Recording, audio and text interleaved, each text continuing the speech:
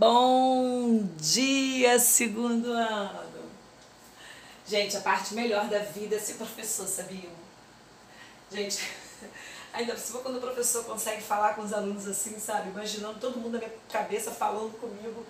Eu pensei em alguns nomes, mas ainda bem que eu não falei, né? Senão vai achar que é questão de preferência, na verdade não é. Bom, hoje nós vamos trabalhar, eu coloquei aqui para vocês de redação. Mas essa aula, quando vista, vocês vão pensar tanto em redação quanto em língua portuguesa. Agora eu estou priorizando redação, porque vocês vão fazer as atividades lá dentro do caderno de atividades de redação.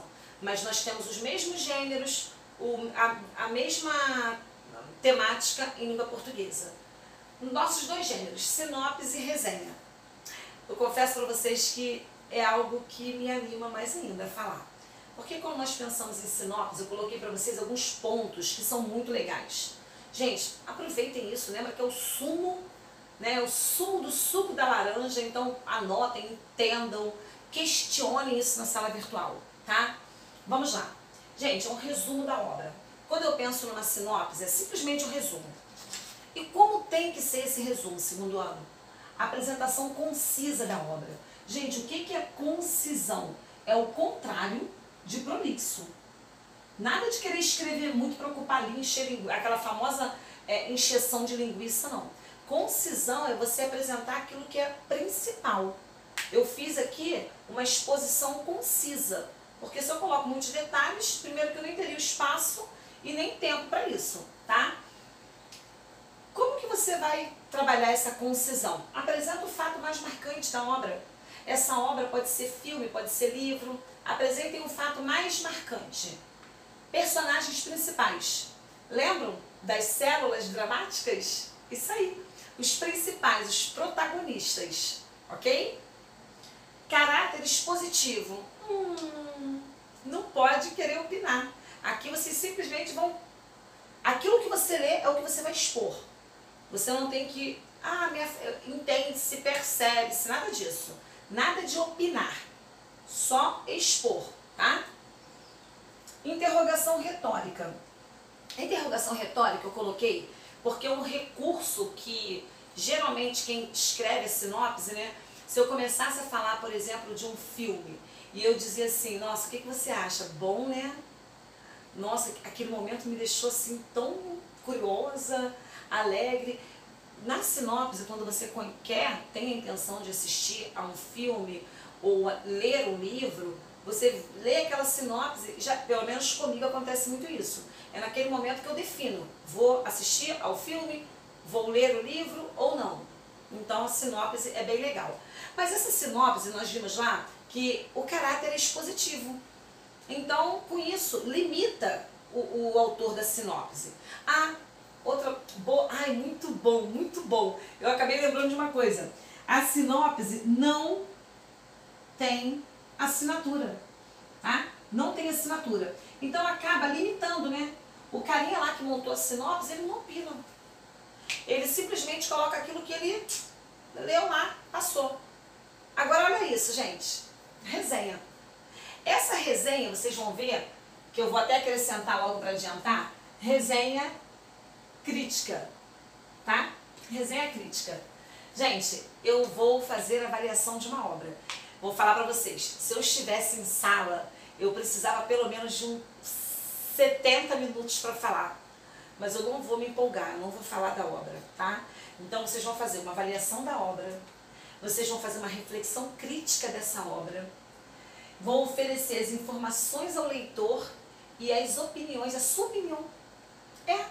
Você é resenhista, você vai mostrar ao leitor o que você achou. Ei, eu não gostei muito daquilo.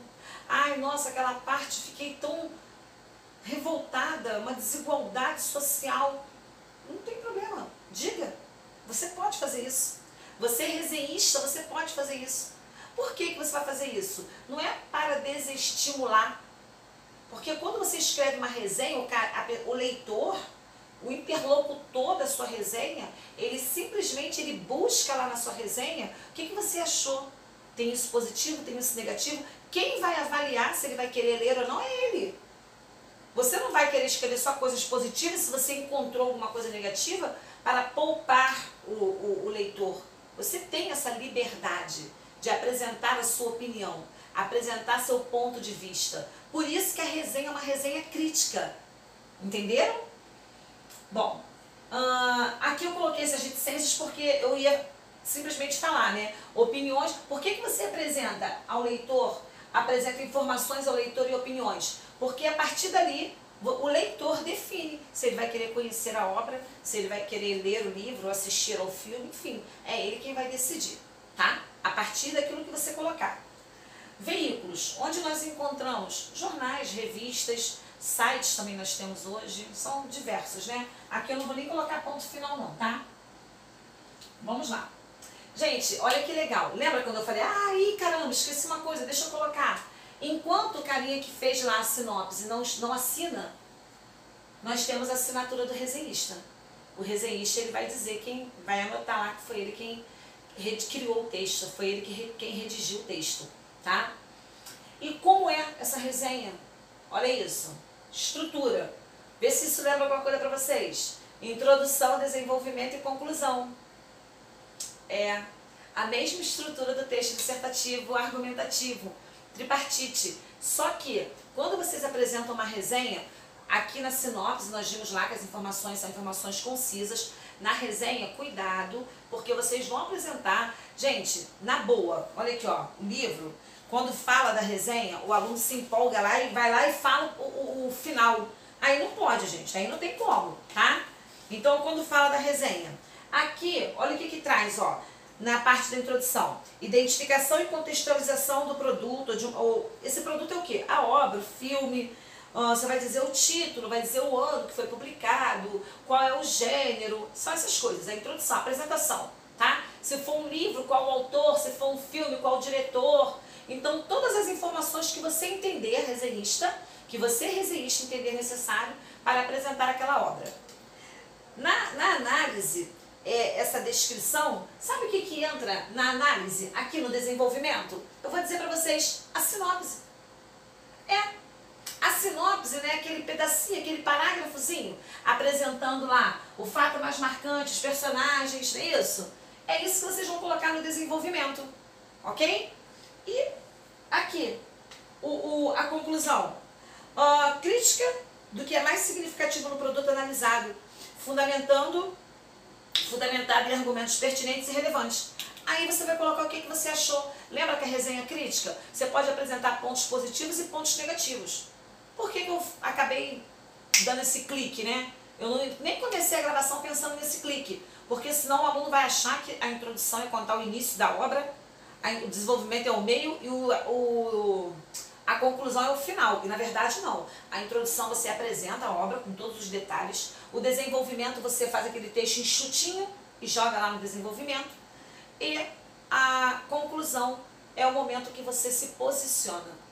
Eu vou ser bem sincera, quando eu quero ler assistir algum filme, quando eu fui assistir mesmo aquele que eu falei, comentei, não sei se eu comentei com vocês, o Get Out, o que eu fiz? Eu vou direto na conclusão, para ver o que o resenhista achou. Aí, dependendo do que ele achou, eu leio o desenvolvimento. Isso aí cada um com a sua mania, né? Para ganhar tempo. Até isso o professor tem agilidade. Gente, o caráter é claro que é opinativo, porque aqui já falou, ó, expressar opiniões. Logo não pode ser expositivo, ele é opinativo. Então, se você entender por que quando eu falo de resenha, eu preciso falar de sinopse. Porque a sinopse ela está dentro do desenvolvimento da resenha. Perceberam? Tudo bem? Gente, por enquanto é só.